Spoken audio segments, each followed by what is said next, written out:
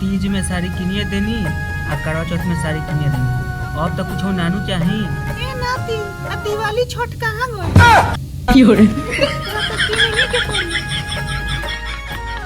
तो बिकवाइए दी। हेलो, प्रणाम बाबूजी।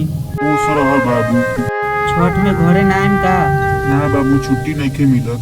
अरे सारा लोग आवता छठ में गावे, आ तू ना आइबो? ना बाबू, तू लोग मना ली हो। अरे एगो 2 साल के बाद तो छठ होगा।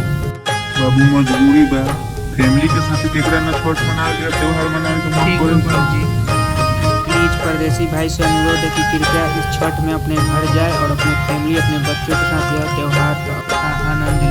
छोट बाबा जर जाई ना। हाँ तो काल आवे के बाद फल फूल ले ले ना सारी एगो। पापा हमरा ला पटाखा ले ली हो। देखो का कहत हव। जाई तो 5 रुपए के बतासा ले ले एकरा। अरे बतासा ना, पटाखा कहता, पटाखा।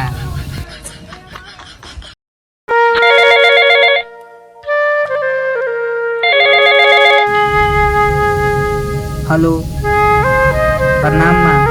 छोट में घरे नहीं बाबू। अरे आवे के तो हमरो मन बा, बाकी मालिक के छुट्टी नहीं खे दे।